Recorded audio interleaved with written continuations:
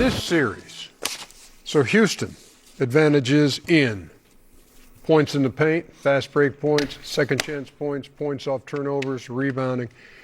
Yet they're down 3-1. They have not been able to shoot the ball well outside of Game 4, and they're trying to stay alive tonight in L.A. So which means everything you read doesn't matter. They're down 3-1. This is about the Lakers. Same thing I'm going to say I said about Donovan and James. It's a must-win for the Lakers. You got to close out. Charles and I think to believe that they don't win this game, they cannot win in Houston. There will be a Game 7. The Lakers have to take advantage of what's going on in Houston. A lot of stuff internally going on. Harden's not playing. He's not there. These guys are wounded. They're down. You got to take advantage. I mean, Durant's not playing. That's right. Durant's not playing. You're home. The others should be playing well. They took their routes. They went through their routines. It ain't no excuses tonight. We need to get it done tonight so we can move on. Pops to get a couple of days rest. And, Pops to get our other two guys back. I'm not even going to talk about Houston because it's all about the Lake Show tonight. Might be Austin Reeves in there, too, for the first time. He's still on the injury report, but there are reports that he's wanting to play tonight in Game 5. And, look, without Reeves, without Luka, still the 3-1 lead and a chance tonight, Chet. Yeah, I would have, if I was a betting guy, I would have bet a lot. He is. Yeah, I would have thought that the Lakers would lose Game 4. You're asking LeBron James to play at such a high level for so many games. He when things didn't go right initially, he took a little bit of the night off and not expend that energy. But in this game, right, tonight, Game 5 and Game 6, he will bring the energy. So I don't know if this is a must-win, but it's a must-win, obviously, for Houston because I think he has enough energy for the next 2 games at 41 years old to say, I'm going to try to take over the game. And I think he's shown that he could do it. He's shown that he has the ability to do it. He just, at times, maybe has shown he has the energy to continue it. But these 2 games, you're going to see young LeBron. LeBron's teams have won 16 in a row at home in closeout situations. LeBron didn't play great in Game 3. The Rockets choked that away. Let's get that away. And they didn't play good in Game 4. This is a must-win for the Lakers because if they don't win tonight, it's going to be a Game 7 back in L.A. Because the Rockets have made the adjustments. They outplayed them in Game 3. They beat them down in Game 4. I think they realize now that, okay, KD's not here. So now Emi can put us like, this is the team we got. They don't have to worry about Kevin Durant anymore. So they outplayed them in Game 3 and choked. They stumped them down in Game 4. So now I think their confidence is through the roof. So if they don't win tonight, they're not going to win Game 6. And I disagree with Kenny. LeBron, as great as he is, his numbers are going down, which tells me he's starting to get tired because he has to do so much. But I think he's a great enough player. He realized, like, I better put all my eggs in this one basket tonight. That's just my personal opinion. Your guy, Jabari Smith, hear what he said? What did he say? He said, we're obviously the better team. I think I don't think you can say they're the better team without KD. I think they're evenly matched. I do think they're evenly matched. If you put these 2 teams right now, you're like, this is a pick'em series. I think that they got caught off guard by KD not being there in Game 1 because they didn't find out before the game he was going to play, and LeBron controlled the game. Game 2, the Lakers played well again. Kennard played great. Marcus played great. But in Game 3, yeah, they were the better team. In Game 4, they were definitely the better team. So I think this is a must-win for the Lakers, in my opinion. Yeah, we'll see what, like Luke Kennard, for instance, who started out on fire in this series and then went 1 for 9 in Houston. That's because the Rockets have made the adjustment. Like, they caught him off guard in Game 1, and then they kept the momentum going.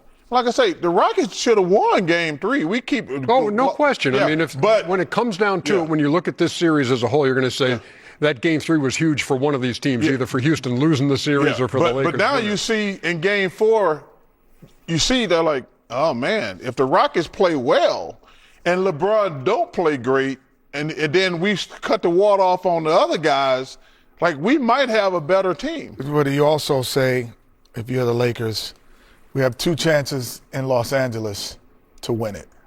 And that with the Yeah, but I don't like that thought process. no, but I'm saying, you no, can't. but I'm saying I knew with you were the- going to say that. No, but I'm saying this because you're also thinking, No. and I'll finish, and you could say that we're getting more troops coming in. So we're going to get better as the series go on. We're not going to get tired. We're going to get better. So there's a confidence that you would have in Game 5 that you wouldn't feel that pressure other than just let's go win this I game. used to love when the coaches, Phil Jackson, Pat Riley, would come in the locker room and write no excuses on the board. You guys are home. You guys went through your routine. We had a couple days off. It ain't no excuses. You know what you got to do, big fella. Luke, you're going to be wide open. I need you to knock those shots down. Bron's going to draw and kick. Everybody needs to play well. It ain't no excuses. We need to get it done tonight. You know, we can't be saying, oh, if we don't get it done tonight, we can go there, and if we lose there, then the Game 7's at our house. No. I when guys come back from injuries, they're not ready. Like they haven't been playing like, especially in the playoffs, like the regular season. Like when you come back, you've been out a month. You're like, It's been 4 weeks for Reeves if he comes back. and I tonight. says now you factor in the playoff level intensity. You don't just come out there and say, okay, I'm back to being all-star Austin Reeves. It's like, especially if the Rockets play, like I say, I think the KD thing shook them up. But now they're playing like the team, like they're playing well now. Here's the 5 we're going to go with. Yes. Here's a little something for you. All 5 starters scored at least 15 points in Game 4 for the Rockets. For the first time since 1997 in a playoff game. Wow. You were on that team. Who else was in the starting 5 back in 1997 as you all scored at least 15 points in a playoff game? I was playing for the Rockets. Yeah. Hakeem, Yeah. Clyde Drexler, Right. Yourself. myself, obviously, I know it. Matt Maloney. Yes. Yeah. That was my spot. And Y'all would have won the series if I was there. once hit Danny Ainge in the face with a ball. Mario Elliott. There you go. Hey, and I'm gonna go to my grave lying about this situation. That was Go to that lion. Okay. I'm sorry. That was an accident. Danny Ainge did not mean to hit Mario Elliott in the head with that ball. Yes, he did. I'm gonna go Google to it. I'm gonna go to my deathbed Google telling that. that lie. The That was an Rockets, accident. Rockets and the Lakers later tonight here on ESPN with the Lakers up 3-1. James Harden. Man, you better play good and quit signing autographs. Oh, come Man, on. come on. Stop. No, If it's somebody who's taking the time. He's right. If somebody's going to take it. You know a guy who's really patient? Who's that? RJ Barrett, who's been sitting there with a headset on for the last minute and a half or something, waiting for us to speak with him. And we appreciate that, RJ. Thank you so much as we get ready for Game 5 here. Look, Game 4. Look, that was ugly. Nobody shot 40%. Nobody scored 40 points in the first half. But when it came down to it, you put a 16-5 run together down the stretch to win the game. What enabled that run and that win to tie the series? Just, first of all, appreciate you guys having me. And I would say our grit, our toughness. If it's especially those low-scoring games like that, we hang our hat on defense. So, those are the type of games that we like. Hey, RJ, when you're guarding a guy like Donovan Mitchell, and he's so elusive with the ball, with the step back, and James Harden, what's your mindset as a defender? Just try to make them uncomfortable as much as you can. We know that those guys are going to have the ball all game long, so trying to limit them as much as we can. They're going to score. They're great players, but just try to make them as uncomfortable as you can. Try to make them take tough shots over you. RJ, you have played great. Scott has played great, but Brandon Ingram has not played well. Have you had any private conversations with him? I think, first and foremost, they did a good job of trying to just completely take him out of the game early, and I think that has opened up a lot of the game for Scotty and I to have success, and as we have success, I think they're going to have to lay off him more and more and more. That's why he had a better game last game, and he'll come back and have a better game tonight. So it takes a total team, but Bi he'll be ready, man. RJ, you got an opportunity to play for your home country, so to speak, and your home team. What has clicked for you now? All of a sudden, the playoffs and the brightest moments, you're playing your brightest basketball. I'm a competitor. You know, I'm a dog. I love playoff basketball, man. That's what my game is built for. You know, I'm strong. You know, force at the rim, just trying to win, man. And yeah, I think doing it for Toronto, especially doing it for my country, you know, it makes it even more fun.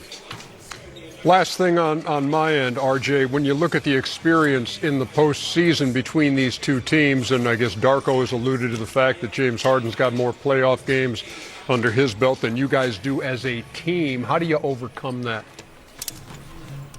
Playing defense, man. You know, defense wins championships, so as long as we can make it uncomfortable for those guys, you know, we believe we have enough, and that's all that matters. We don't really care what anybody else thinks. He is Toronto's second leading scorer with 24 in this series. He is also Steve Nash's godson, and he's been kind enough to join us. R.J. Barrett, thank you very much. Good luck tonight in Game 5. Thank you. Appreciate you guys. I appreciate you, too. And his aunt used to do Shaq's homework at LSU, she said. He told us during the break. He said that y'all went to school together. Well, and you she knew her. ran, That means, and that she ran track. but that means if he knew her, she helped him. In This guy's got 700 degrees. Nobody's Yeah. doing his homework Listen, for him. Getting They one all more next honorary, month. though. Oh, Chuck, Yeah, y'all honorary. No, they're smack not. you right now. Yeah, you didn't Not all graduate. honorary. You never march. You never march. You didn't I'm march. graduating next month. Okay. How about that? Yeah. He, and- how about and he asked you to walk with him. Dummy. Yeah, you know dummy. what? I would walk with him, but I don't want to. Because you don't have a degree either. He didn't walk either. Oh, I don't have a degree. Okay, but Nothing I everybody do is what? honorary. I went back to school a couple. But who else? But who else? I tell you, everybody who worked for me got them. Okay, there it is. Always good to get a rise out of the studio audience when we're doing this job here. Let the 100 jerk the hair for the first time is still funny.